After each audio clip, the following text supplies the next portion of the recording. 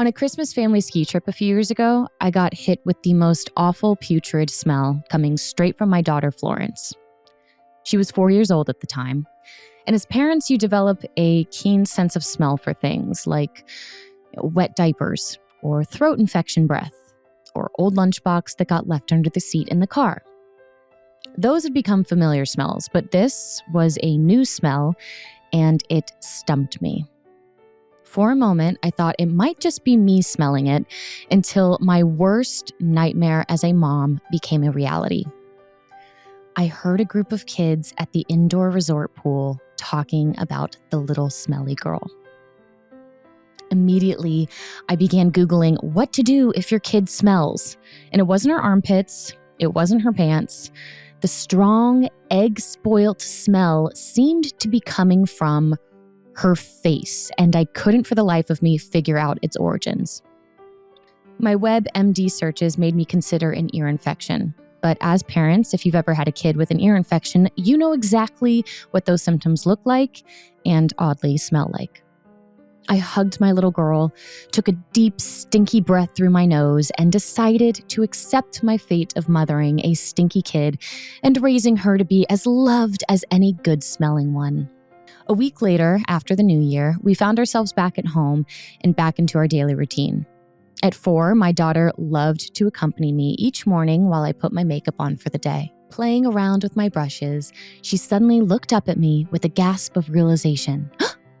Like when you finally remember where you left your car keys after placing them there so you wouldn't forget where they were, but forgot where they were anyway.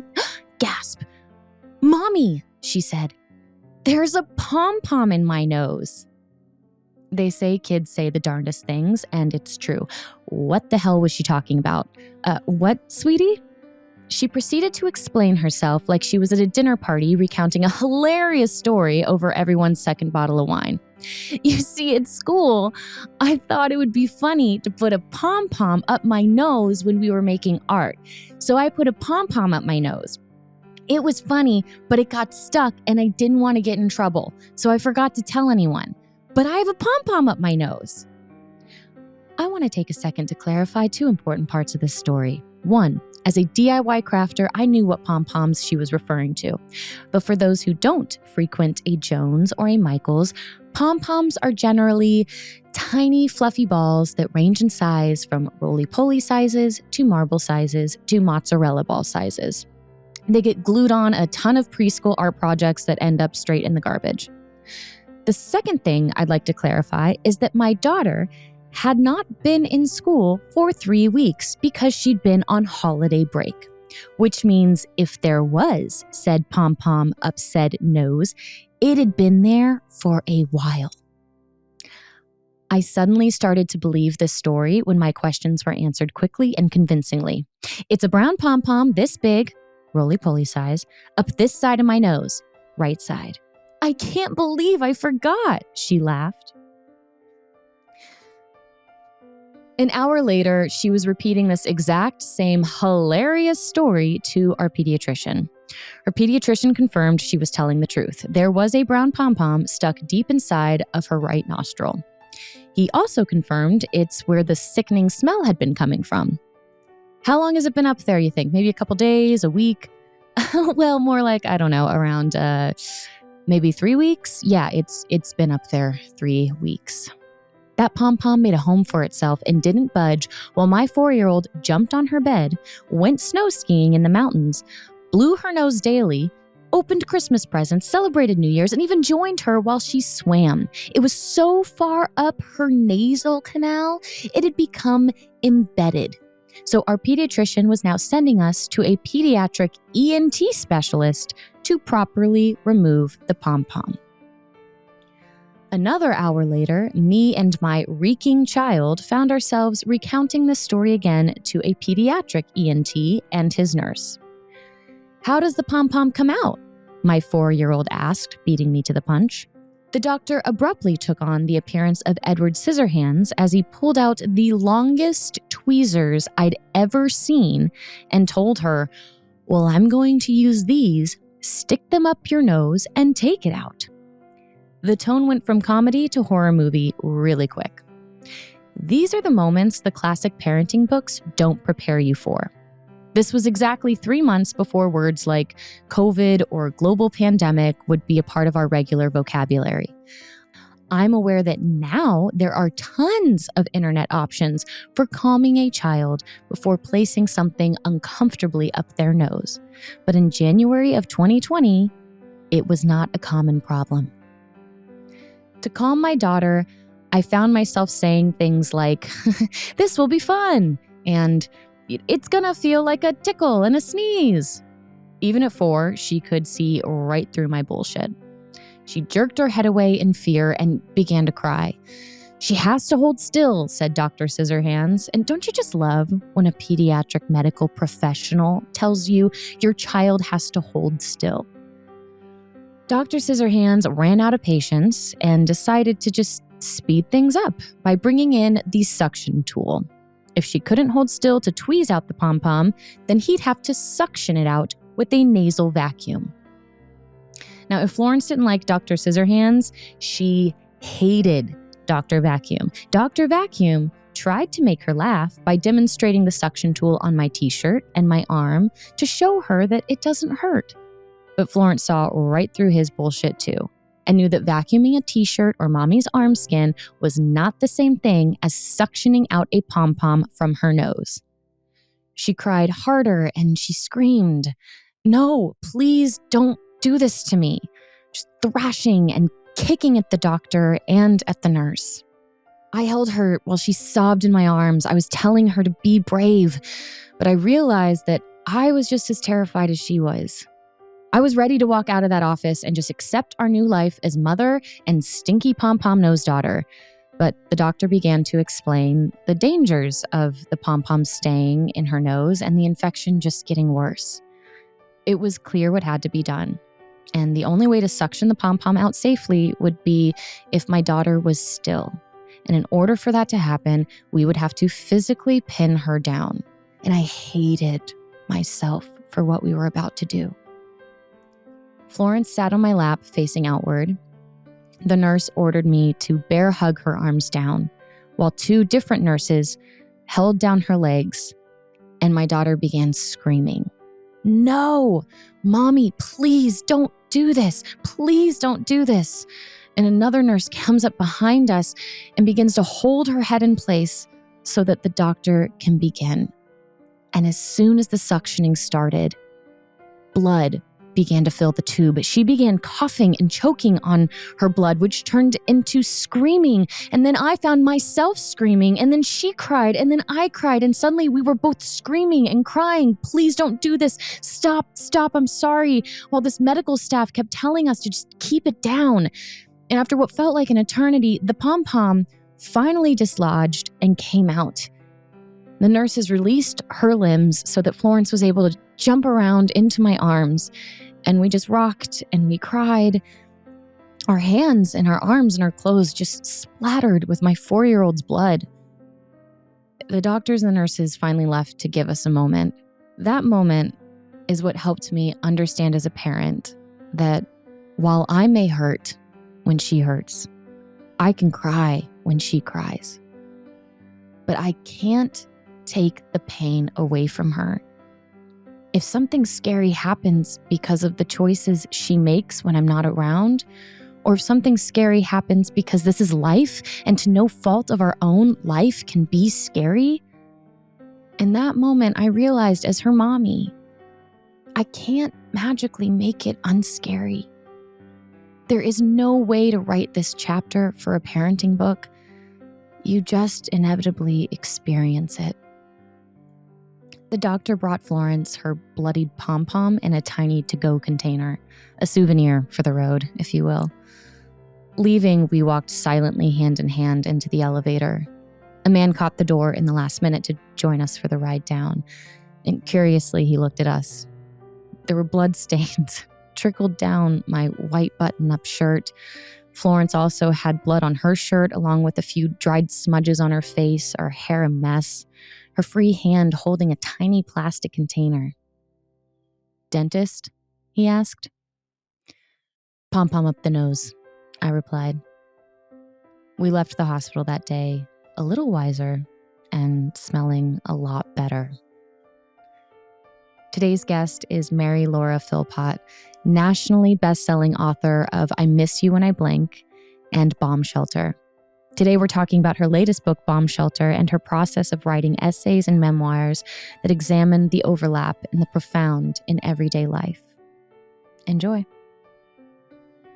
They're amazing, and also they save lives. And they've saved my life. Like, not actually, but the destruction that I saw happening in my head of what was about to happen to me whenever a tornado would just spring up. Nashville weather effects, the second I moved to Nashville, everyone was like, "Are you on Twitter?" And I'm like, "Not really." And they're like, "Well, you have to be." Right. Because of these guys. For your own well-being, you have to be. For your own safety and well-being, yes. Yes. It is. I love their tweets. They're so useful. And I also love their tweets because every now and then they write about mental health, because I think they feel the weight of this responsibility that people are like following their Twitter to find out, like, should I go in my basement or am I going to get blown away? And they feel that weight and they deal with it. And it's like a multi-layered thing going on there that they're doing. Yeah. And it's just these three dudes on this Twitter handle who basically you're able to, you know that shit's going down if they go live. Like, if they're live on YouTube, it means get your phones out, get in the basement, get your bicycle helmet on and your panic whistle in case you get buried under everything and you need to blow your whistle like Kate Winslet in Titanic so that they can come and find and rescue you. But I love these guys so much to the point where even a girlfriend of mine here who also loves them, we exchange like their merch. Like, we're even buying their merch at this point. But I also didn't realize that tornadoes were such a thing until I moved here to Tennessee. They're a thing in Tennessee for real. Yeah, and sorry. My issue with them, if I could speak to like the tornado committee or God, maybe, or goddess or Oprah, whoever invented these tornadoes. If I could just speak to them and say, like, one, how dare you? Because there is no warning. We have no idea how these things work. I've truly become obsessed with them since moving here. But that's the thing. I grew up in Florida where you could see the storm coming.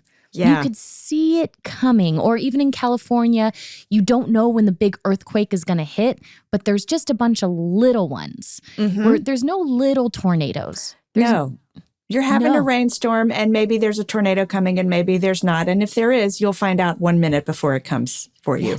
It's wild. Yes, and there's a couple other welcome to Tennessee, but there's also a few other, thematic elements of that trajectory of just, here it is, you're going to find out a minute before it happens, and now you're just going to have to deal with it. And one I think we can all relate to was COVID. It went from, haha, what's going on, to just overnight. It felt like the entire, I felt like my entire world changed. Right. It went from like an interesting international news story to boom, lockdown. Boom. Lockdown. And then I found out, boom, boom, I was pregnant. So it was boom, lockdown, baby. Oh my. You're like internally locked down and externally locked down. And then the third element of this, there's tornadoes, then there was COVID. And then another element that I've really just had to accept, that this is another part of life where you just, 1 minute it is one way and the next minute everything is different, is when you are a parent. When you're a parent, everything changes, and you get reminded of this so often. And I was so struck by this also by reading your latest book, Bomb Shelter, because you open, obviously, this collection of essays with a very traumatic event that happened also to you because you are the parent of your son, but something that happened to your son. And it just struck me because it doesn't matter the scale of which, it can happen when you see your child in distress, and when it's the first time when you know that there's no immediate Band-Aid you can put on it, and you just are having to deal with it. And a minute before, it was not something you were having to deal with. So I don't want to share your story for you. I'd love if you could share with our listeners.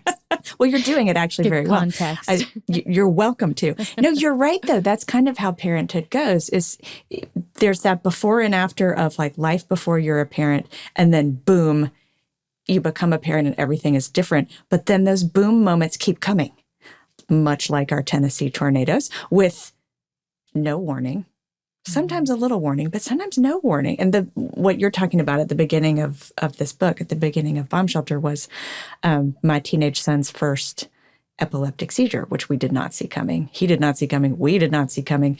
And it was one of those moments that is just always going to be a flashbulb or a series of flashbulb memories in my head of finding him on the floor at 4 a.m. in the bathroom. I got up to investigate, what is this sound I'm hearing? And the sound was the sound of his body hitting the floor again and again and again because he was seizing. The sight of that, I always remember the sight of my fingers pushing the buttons 911 on the phone because I'd never done it before. I'd never had to call 911. And I will always remember what that looked like, 911. The sound of the guys, the ambulance guys, EMTs, they don't call them ambulance guys, but the EMTs stomping up our stairs to come get him. Like there's so much about that moment that's burned into my head forever. And the book is not about that. That's just sort of the incident that opens it. It's about being at a phase of life, which I am right now because I think I can firmly and confidently say I am middle-aged. I'm late 40s. But moments like this come along a lot where it feels like everything is stable in life, and then things just begin to destabilize. And it's like the ground has turned to sand under your feet. So this book is about that feeling as a whole and that phase of life as a whole, where it's like, whoa, everything is changing. How do I find my way back? Or not back, maybe forward. How do I find my way to some kind of feeling of stability or some kind of feeling of, if not control, because we never have that, at least peace and equilibrium. And so that moment that I began the book with, to me, was the perfect opener because it was like, boy, is that something that's going to turn life upside down, is finding out your child is having a health crisis. And now what do I do? There's nothing you can do in that moment to take it away. Right. Or you have to manage it second by second. There's no magic. You can't be like, oh, let's have this happen to me instead, which is, of course, that magical thinking, parental instinct of like, I would like to take this for me. I don't want it to be happening to you. Let me have it happen to me. Can't do that. So much of the magical things my brain suggests are impossible. What are some of the magical things? Oh my gosh, I would like to have control over the speed that time moves. Like I'd like to be able to slow it down sometimes and speed it up sometimes. I would like to have a time machine because there are so many phases of life that at the time felt so intense. I was like, I can't do this. Like I need to get past this right now. Like, I mean, when you've got an infant and you are not sleeping and it feels like every day is 73 hours long and you start going, if I could just make it to the next time I get to sleep, you wish away time. Moments in jobs I've had before, like really intense professional seasons of life where I've just thought, oh, if I can just make it to 6 months from now. There have been times where I've wished time away. And now I kind of wish I could go back to a couple of those times. I think I could handle anything if I just had a time machine and I could just bounce back and forth to different time periods. Sadly, no scientists have figured that out yet. So I have not been given the time machine I so desperately crave. Do you think that an element of that is, the positive thing being through those periods of time is making peace with the quicksand? In a way, like realizing, because that's what I feel like I in my 20s, it's kind of like just figuring it all out. Mm-hmm. I think we're all just figuring it all out. Mm-hmm. In your 30s, you really like I have felt. I had this idea and this thought that, okay, this is the chapter where I just have it understood. Right. Like I get it now. I get how this works. Like now I just put it all in cement and this is just who I am. I know myself. I know how to walk through life. I've made all the tough decisions that I'm ever going to have to make. And now I just get to enjoy it. Right. And part of that has made me also want to control everything. So then I feel like I understand it and I know it. And when everything, changes in an instant and you realize, oh, I was never in control. I never did. And maybe that is just kind of this made up thought that I either created myself or have been fed through social media and the ways that we compare ourselves to others and take in information now. Yeah. or it's just a normal trajectory of the lessons that you learn, in your 30s. I have no idea. I think you're right. I think it is a normal trajectory. And it's also, so many life lessons are iterative, I find. Like, I learn it, and then I have this wonderful illusion of, like you said, being done, did it. Now I know how everything works. And I enjoy that little blessing of ridiculousness for a while before it hits me again that, oh no, you don't know how everything works. There is no equilibrium. There is no control. I have to learn that again and again and again. I learned it in my 20s. I learned it in my 30s. Here I am learning it again in my 40s. I slip into old habits every few years where I get cocky about what my capabilities are as a human being. Like, if I just do everything right, if I love everybody enough and I, follow all the wise productivity rules for my work and I feed everybody the healthy things in my house, if I do everything right, then everything in the world is going to be smooth. Everyone I love will be safe. Everything will go well. It's so, and I can say this about myself with self-deprecating humor. It's so cocky. It's so arrogant to think that I have that much control. Like, I am keeping the planes in the air with my mind just by worrying about everything enough. It's not how it works. But I do go through it again and again. I come to some peace with, like, okay, that's not really how it works. I'm so silly. I'm not that powerful. I've got to be humble and accept the fact that things come and go and life is unpredictable. And then a few years later, there I am again going, oh boy, do I have everything figured out now. Now I'm finally cooked. I think if I make it to being elderly, I will probably be 84 years old going, oh, now I know what I'm doing. And then I'll turn 85 and go, oh, no, I didn't. Yeah. But the more to your question of, do I ever find peace with the shifting sands? The more I remind myself that I don't have control, I do feel more peace. When I'm like, you know what? You can't control everything. It calms me down. I think that's the point of meditation. I've never gotten good at meditation, but I think that's one of the points. It's like accepting the limitations of our power and our control and being peaceful with it. Yeah, I liked your essay on meditation, which was just your internal monologue while you're meditating with your guided meditation. Yes, because I was in therapy yesterday, and my therapist was like, "You know what I'm going to ask you," and I was like, "Don't I know what you're going to ask me." And no, sir, I do not meditate. And he's like, but it would be, and I know it would be so good for me. It would be great for me. It's what I need to do. And it's why it will help me fall asleep at night. Cause I now am like struggling with whatever minor form of insomnia at this point.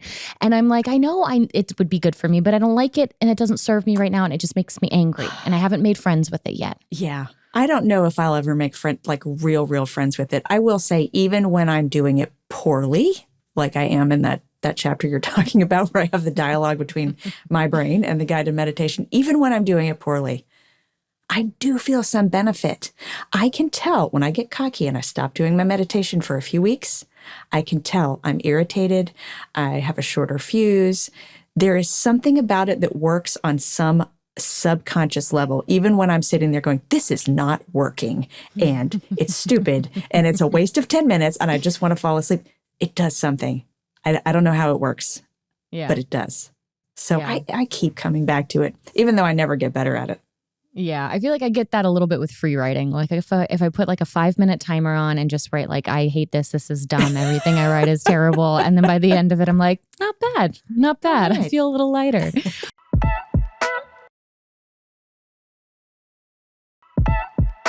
Now, what are the ages of your kids now? I mean, they're grown, really. My oldest is about to turn 20. My youngest just turned 17. That's how old my tiny, tiny infant children are. They're both taller than me, and they're practically adults. So it's weird. In my head, they're like 6 and 3. Forever. But in reality, they are young adults. Yeah. No, yeah, forever. It is very, my stepdaughters are 20 and 17. At this point. So I'm just like, Those are interesting ages too, because it's like you're kind of still a teenager, but you're not like a 13, 14-year-old. You're more of an adult than that, but you're not like a totally altogether adult, you know? Your frontal lobe is not formed all the way. Oh, it is not. Still. It is not. And I feel like that is something that needs to be discussed more. Like that. I have had so much grace for myself in my early 20s specifically, and my decision-making abilities at that point when I go, my brain wasn't fully formed yet. Right. There was still like this gray matter there hanging out, and it wasn't all the way, like, it wasn't completed. Right. I saw something so funny the other day. I wish I could give credit to whoever wrote this down and put it on Instagram or whatever, but I don't know where it came from. It said, who is the worst person you've ever met in your life? And why is it the person you dated when you were 19? Like, why is it that when you're like 19, 20, 21, you just think you got it so together and you so don't? Yeah. But I mean, we know now we can look back and give ourselves a little forgiveness. A little forgiveness, yes. All that to say is because you're also on the precipice of what they call an empty nest. Mm-hmm. What I have found recently is when things are at like the highest level of chaos and panic, I crush it. Really? I'm like, I thrive operating at that speed. Yeah. I just go into task mode. What can we do? I can just get everything done. And it's it's like the more minor inconveniences that just like are poking, when the rug gets completely pulled out from underneath, like I can be like, okay, hold on. I'll go find a new rug. I can fix it. I can fix it. Right. But it's the the after effect of that. And so I didn't know if, I know that you go into discussing what happened after, your son received his diagnosis and also, your experience as a parent through that.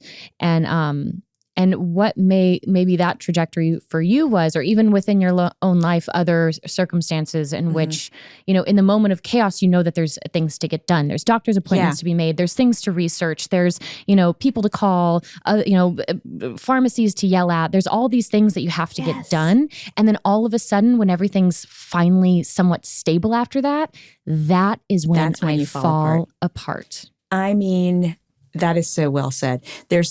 You probably remember, there's a chapter in Bomb Shelter where I talk about having to go down, or not having to, getting to go down and look after my parents when my dad had a emergency out of the blue need for a triple bypass, which is a major open heart. Is that open heart? Mm-hmm. At least open chest. Can you tell I'm not even a doctor? If they go, no, my dad's a heart surgeon actually. Okay. So even if they don't go through the open chest cavity, it's usually for a bypass. I mean, he's got a scar like he's been zipped up with a zipper. So it was big, an full open heart surgery. Yeah, big surgery, the kind where they're like, we don't know if he's going to make it out the other side. And my mom called crying, and it was the sort of thing where I got the call here in Nashville. They live in South Georgia. And I was like, I'm getting in my car now. And I was speeding, trying to get there in hopes of seeing my dad alive. And he survived the surgery. But the aftermath of that surgery is really intense. And it was a very brief season of life, a matter of days really, or weeks, where my parents just were not my parents. It was almost like they were my children again. And I had to take care of them. And it's exactly like what you just described. I was like, I'm Superwoman. I can do this. I can feed them and clean out their refrigerator and get my dad to the doctor. And I'm going to learn how these heart drugs work. And, I can be Superwoman in that moment. But it was when I left to come back home and my flight was delayed, like a small thing, a delayed flight. I sat in the airport and cried all the tears that probably had just been stored up the whole time I was there. And that does... You and I are alike in that way. That time with my parents, after my son first got sick and we were going through all the doctors and trying to figure out what to do, in those super intense moments, I can be Sally Field in Steel Magnolias. I can pull it together and not fall apart. But it's later when like you spill your coffee in the kitchen and that's what makes you sob. Yes. That's what gets me. I know. It's funny. It is. I know. It's the feeling of the feelings, but I'd rather be able to plan when I can feel them. Like, hey, this is an appropriate time. That's why I fully believe, if I were a politician, I would campaign on this. I fully believe airports should have crying lounges because airports, for so many people, are that in-between time when you've just come from somewhere or you're on your way somewhere and you have this little suspended in-between moment to let the feelings catch up to you. I cry in airports so often. I see other people crying in airports. There needs to be a crying lounge in every airport where you just go and there's Kleenex and there's big sunglasses and maybe there's like therapy dogs and you can just let it all out and get what you need and fix your mascara and then go back out to the world and hold it together again. I mean, I think Southwest is definitely in need of some good PR at this moment. This is a great idea for them. I think they could thrive on this. That might be just what they need. It will rehabilitate their image. Be what they need. Well, this is also just like a minor. I have other questions I want to get to, but just before I forget, I think that knowledge is power, and when we've had a traumatic experience, the ability to share something, especially a health crisis, what anyone can do if they find themselves in it. So just before I forget, because I don't want to, if anyone is ever in the presence of someone having a seizure, what do they do? Okay, that is a great question. So first, before you're in the presence of someone with a seizure, everybody take a minute, go visit the Epilepsy Foundation's website. They have wonderful first aid little like signs and tips and things that you could use that you could like post on the bulletin board at your workplace, for example. But the main thing is if you see someone having a seizure, you stay with them. You don't go, oh no, and run away. So stay with them. Keep them safe. So if there's something sharp around them or they were holding a pencil at the time they fell or whatever, get sharp things away. If they're down on the ground, turn them on their side. Stay safe side. Those are the three things. Forgive me, Epilepsy Foundation, if I got that wrong. There are so many kinds of epilepsy. Epilepsy just means has seizures. It's not like it's one disease or one syndrome. There's so many different kinds.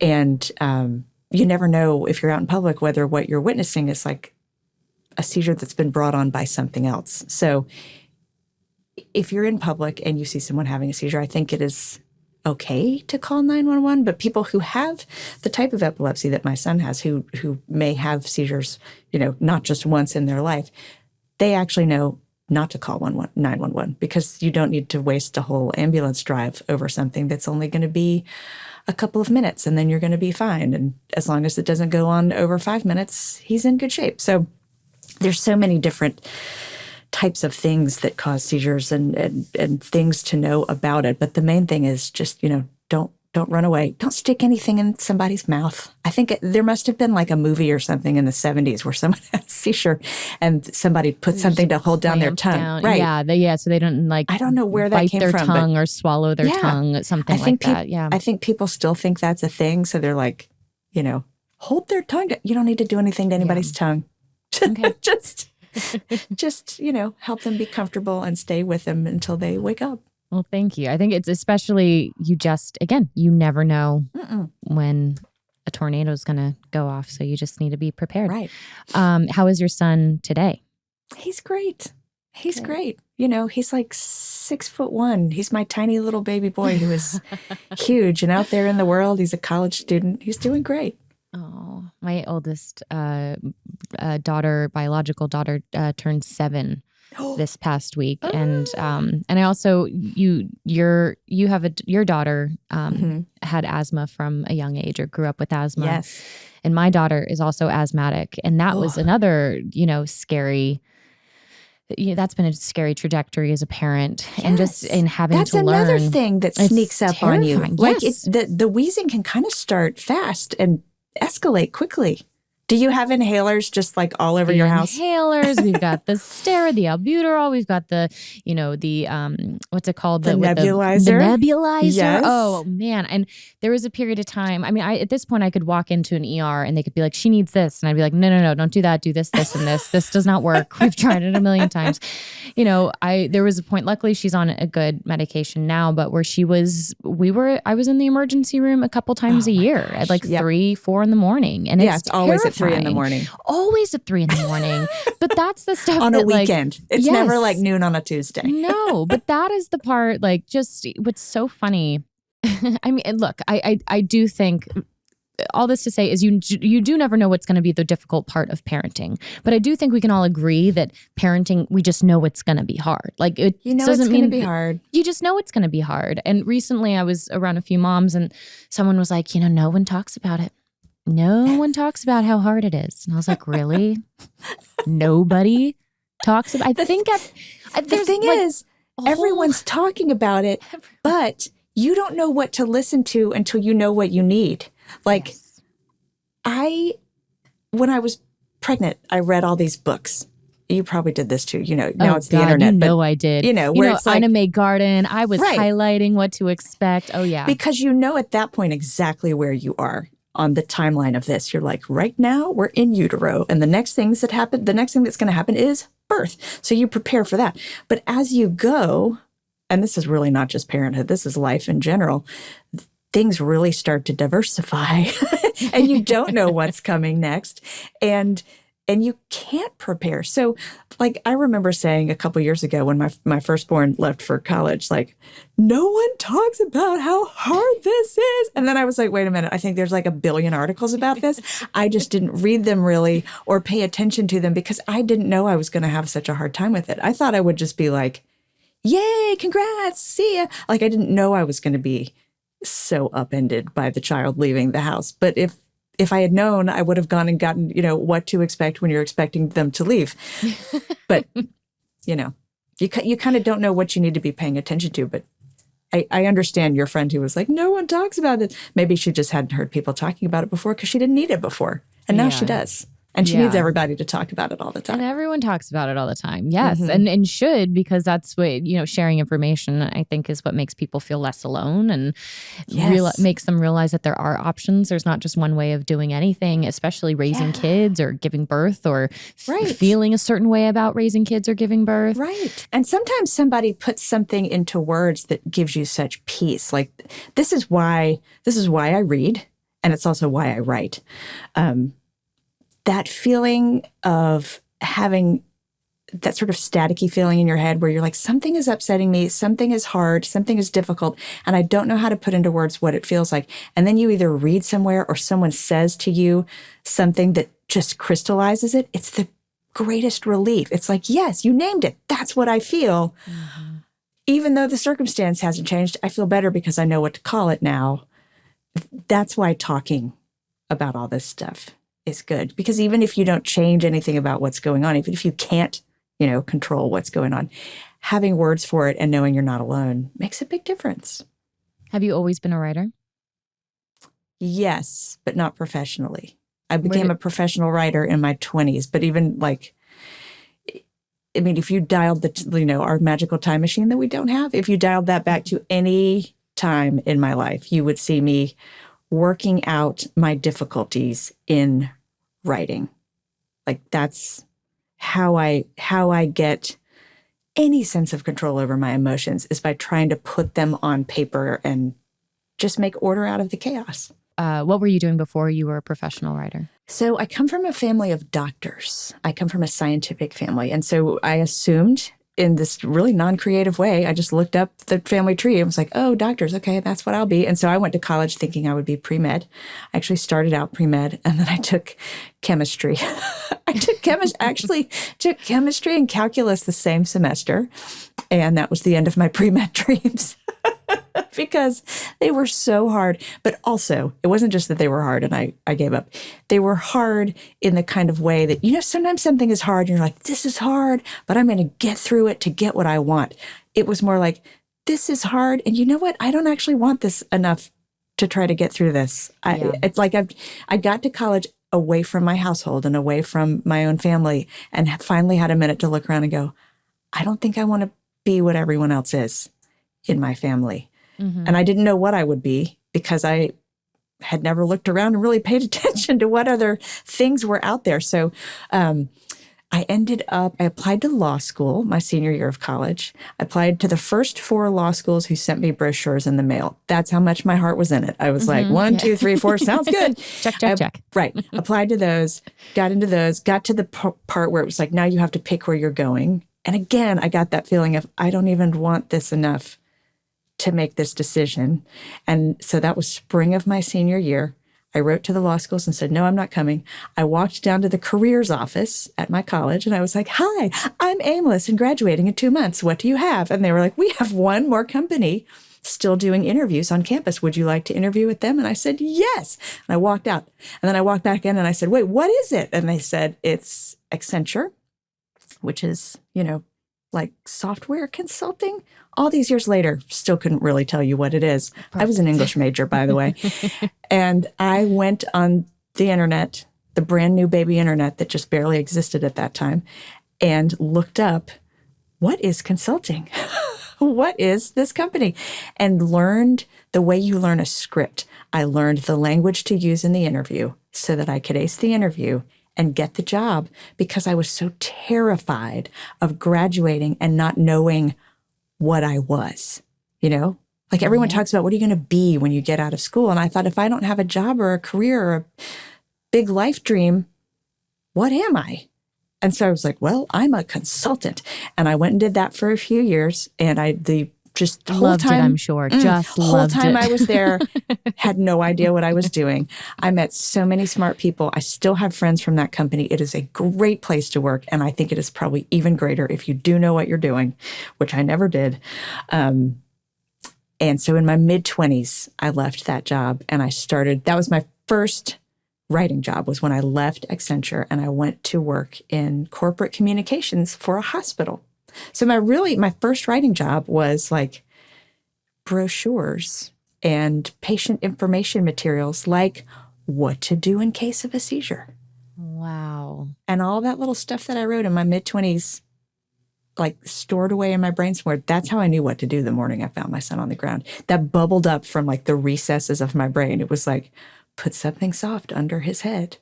Stay with him, So wow. It was a journey to where I am now. Yeah, it always is.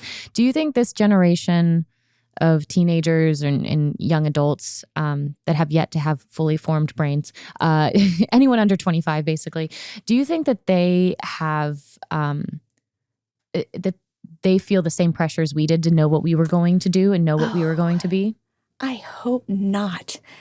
I will say, as a parent and as a friend to younger people, and as an aunt and my mom's friend, Mary Laura kind of person to young people, I try as hard as I can to give that message that, first of all, what you do for a living is not what you are. So it's not like you are a waiter and you are an actor and you are, you are you, and then you have a job or a calling or whatever it is for you that your work does for you. But I hope they don't feel that pressure. When I talk to people, my peers, about that phase of life, and we get to the subject of like regrets and what do we wish we had done differently, I feel like the most common answer is, I wish I had given myself some time to wander around a little bit and try a few different things, and that I didn't feel this urgency to like graduate and then be a professional, a very serious professional on a track. The job market has obviously changed a great deal in the time since I was that age. So I think partly, and this is maybe not good, although maybe there's a silver lining to it, partly young adults these days can't feel that pressure to instantly find their lifetime career because it's hard to find a job. So they're having to be a little more open-minded and a little more creative about what they do. I don't know. I hope they don't feel that same pressure. It's so silly when I think back to like me and all my 22-year-old friends who went out and bought our first suit that we wore every day to work because we could only afford one suit. Like, what were we doing wearing suits when we were 22? Yeah. I mean, that's when I got the show that I was on. I was 22 years old. Yes. And you were like, I know, I look like back now and I'm just like a little baby. And yes. and then but that was definitely a very interesting come down, realizing how much of my identity was wrapped up in that one job. Yes. And so therefore I am worthy because I am, this. And if you remove that, then what am I and who am I? And so same, even with, any young people that are like, well, I don't know what I want to do with my life. I'm like, great. That's a great place to start. You do lots of things with your you're not life. supposed to know, and it evolves. And for you, so when you started writing professionally, obviously you got past the point of just writing hospital pamphlets on safety, of course. But what I think is like, did you feel pressure within your industry to achieve a certain amount by a certain time? Because to me, I romanticize, the literature, the industry of being an author or writer, as there is no time limit that is set, that you can find success at such different decades and points of life, and they all mean something. Yeah. Well, and that's totally true in a way that maybe is different from, the business that you came from. Like when you're acting and people are seeing your face and your body and they're very aware of your age.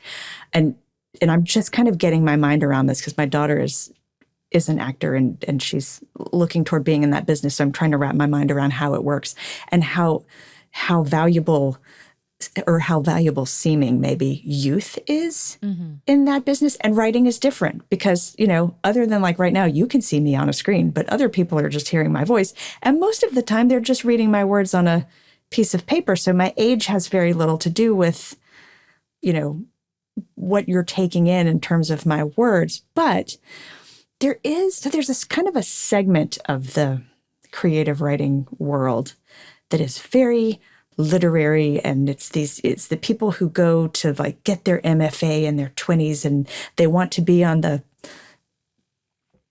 what is it, like the 5 people under 30 best writers list. There is a segment, I think, of the creative writing world where youth is really prized, but I wasn't in that part of it. I was writing like corporate stuff in my 20s. And then when I was in my 30s, I was writing pieces for newspapers and magazines, like a one-at-a-time essay or op-ed. And that doesn't have the same kind of competitive nature to it. And by the time I was writing whole books under my own name, I was in my 40s. So I'd kind of sidestepped the whole phase of life where I might have felt like, I've got to hurry up and do that. I missed the part where you hurry. I didn't really, have books out under my name until I was after that stage. So I don't feel that as much. And I'm grateful for that. Like I'm in a phase of life now where the hardcover of Bomb Shelter came out last year in 2022. The paperback is coming out this year in 2023. It's going to have a really cute, splashy cover. But I don't feel a huge rush to have the next book like going and ready. I feel very comfortable with the idea of, I'm in a season right now where I think I need to let my brain rest a little bit and see what bubbles up next. And I don't feel a terrible, crushing hurry about that.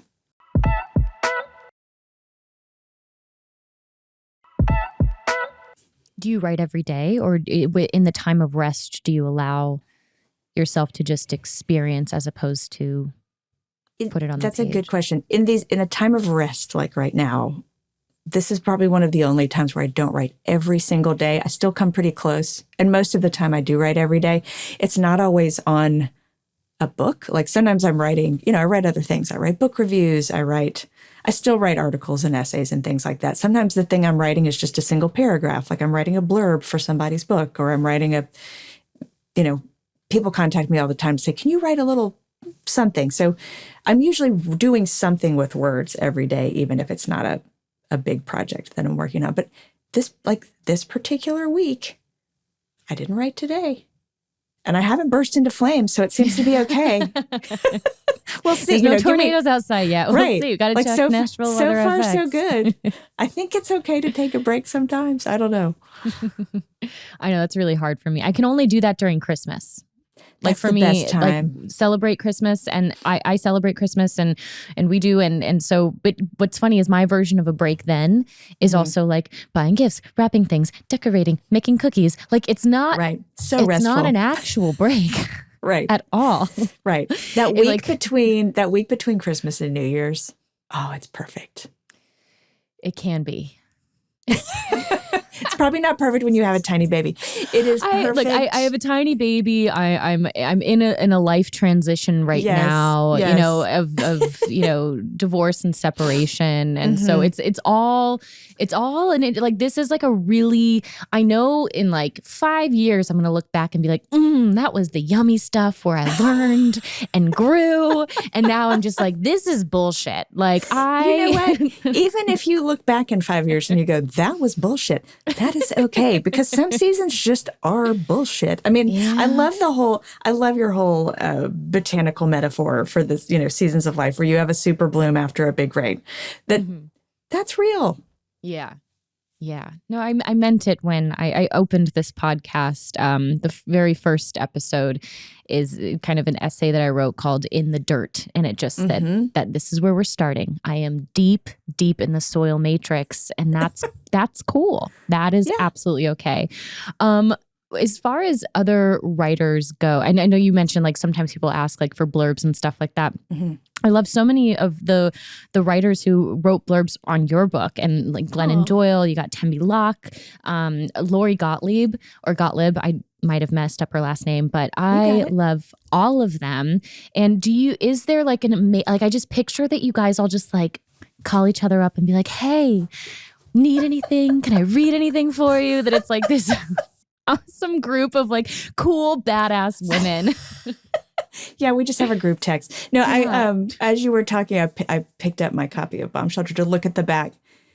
And periodically I do look at this and just go, holy smokes, this is amazing that I know these people. And what's really neat is I actually do know all these people. Like none of these were just strangers that, you know, that like my publisher reached out to for a blurb or anything. Like these are all actually people I know. I mean, Maggie Smith, the poet, who also, by the way, has a memoir coming out this spring in 2023.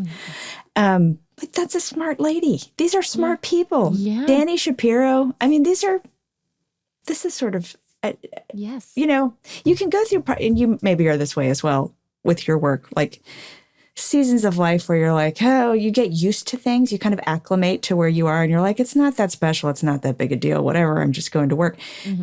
Every now and then I do try to kind of step back and go, is this real? Like, this is my real work. This is my job. These wonderful writers are people that I know who are my friends.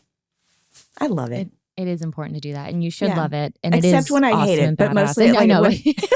Except when I hate my job, I love my job. Well, I'm still gonna picture in the back of my mind you guys are just on like the coolest group chat that's like named like with some literary pun.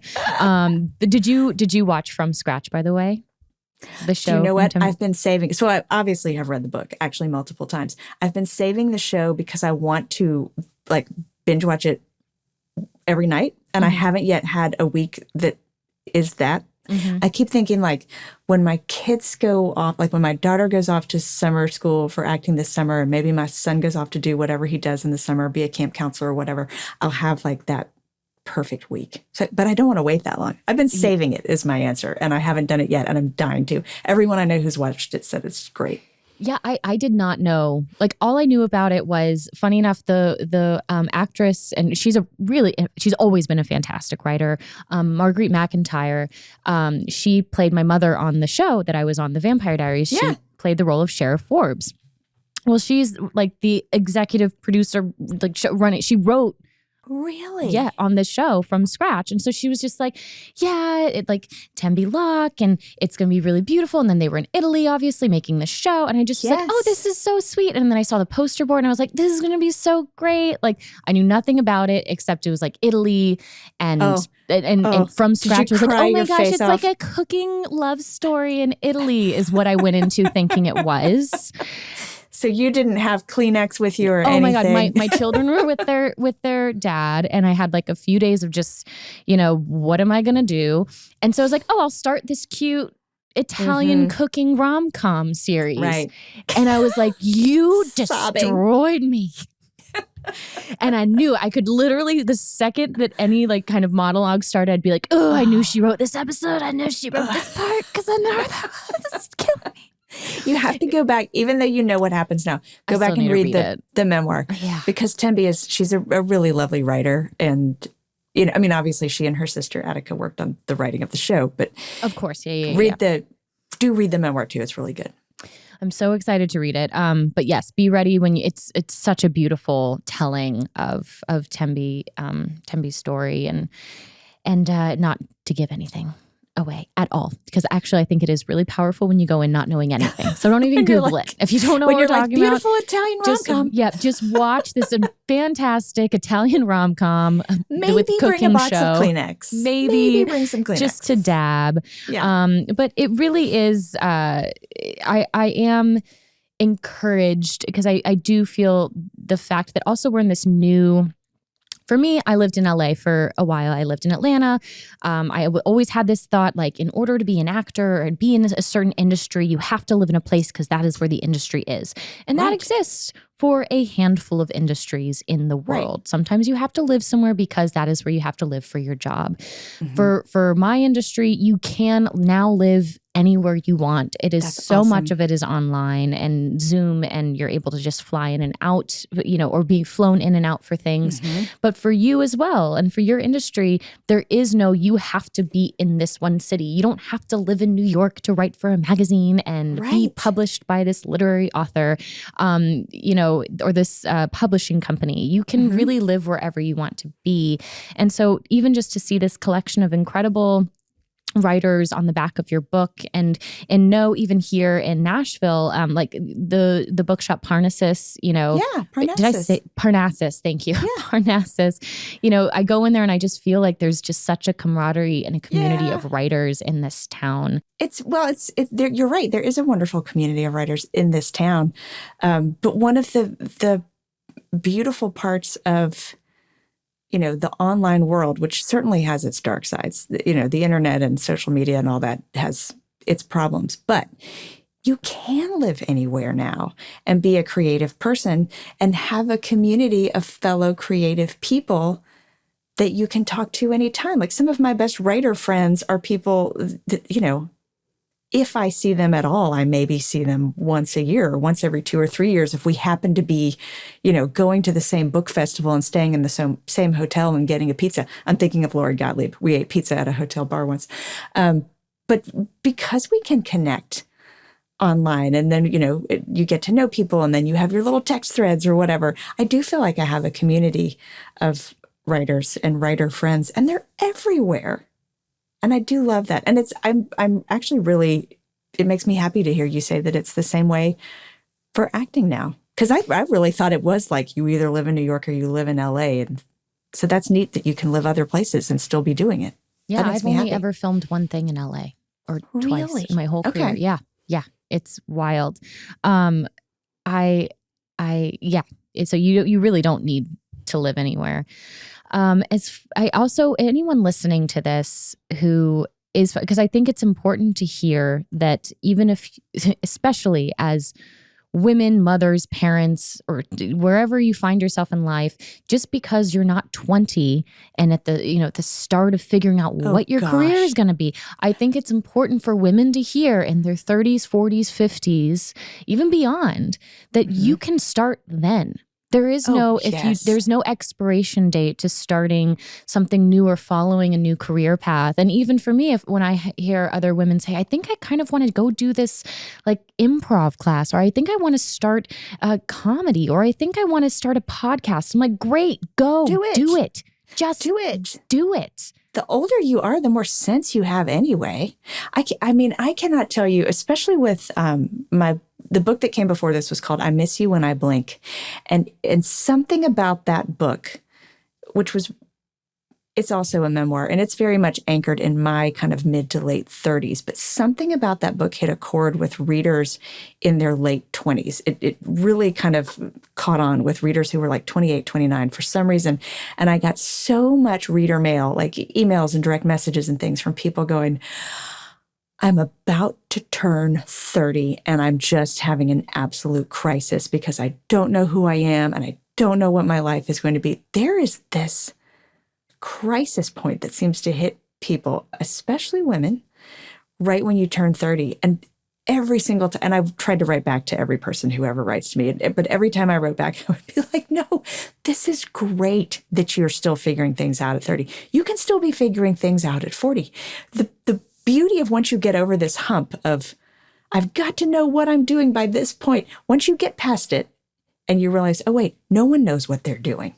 Really, no one knows what they're doing. You look around and you think people do, but they don't. And once you get past that little panic that we all have at some time, and maybe it's when we're 29 or maybe it's when we're 37 or whatever, you can kind of relax into the ebb and the flow of like trying some new things, but also mastering some things you're good at and getting further and deeper into some crafts or businesses, but then making a pivot and doing something else.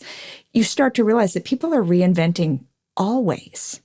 So there's no age at which it's like, well, I hope you've gotten successful by now, because if you're not, it's over.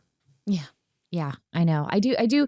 Look, there's definitely been moments where I'm like, interesting choice, Madonna. But then I want to smack myself and be like, let Madonna be Madonna. Madonna gonna Madonna. She's Madonna's got to do it. Madonna, and then we have to Madonna. Like, Right. why never stop Madonnaing? Like, we just Right. got to keep reinventing. Or Taylor Swifting. Or Taylor Swifting. The Every era album is after era different. after era. So I love that. Well, I could talk to you all day long, but I do want to end. There's this little kind of like, I got it from a writing course I took actually. So it's just kind of word association. I'm going to ask you 5 questions. Oh gosh. Okay. And just the first thing you think of. Okay. Something that you like. Okay, I'm going to be honest. The first word that came to my mind was cheese. Okay, perfect. Cheese. You said something that you liked. My brain was like, cheese. Love it. Done. Something that you know. Oh, I know that I have no control over most things. Something that you hate. Something that I hate. Celery. Why am I thinking about food? I think I'm hungry, but I hate celery. It ruins everything. I hate it. Something It's that you gross. love that's not your family or pets or anything like that. Something that I love that's not my family or pets. I love the outdoors. The older that I get, the more I find myself wanting to protect it and wanting to undo what humanity has done to it. I love the outdoors. I'm maybe also saying that because I'm sitting in front of a window, I'm looking at trees. And a quirky little fact about you. A quirky fact about me. Oh,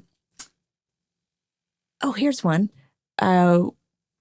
Last year, when my first child left for college and I needed something to occupy my brain really intensely so that I would stop thinking about how sad I was that he wasn't here, I started going to pottery school twice a week. I'm not still going, although I would like to get back to it. I had to take a break to go on book tour last year, but I was in it for several months, and I thought what I was going to do was figure out how to use that pottery wheel, like they do in Ghost. Oh, yeah. And it turns out that makes me really dizzy and kind of sick. And so I had to stop doing that and instead do little hand building with clay.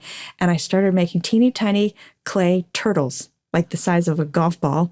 And it brought, I just never in my life saw that coming, but it brought me more joy than just about anything I've done in recent years. And I love all my little clay turtles. I had the best love your time. theme of turtles because that's what's on the cover of your Right? book, Bomb Shelter. And also you have an essay talking about turtles as well. Yeah. Or there's a theme. Anyway, Mary Laura, thank you so much. It's so Thank lovely to you. meet you. I hope that we bump into each other in Nashville sometime. That would be wonderful. Well, you're so kind to invite me to talk. I really appreciate it. I love what you're doing. Well, I appreciate your time, truly. Thank you. A Super Bloom podcast is hosted by me, Candice King, produced by Melissa D. Montz and Diamond Imprint Productions, edited by Diane Kang, post-production sound by Coco Lawrence, and advertising partnership with Acast.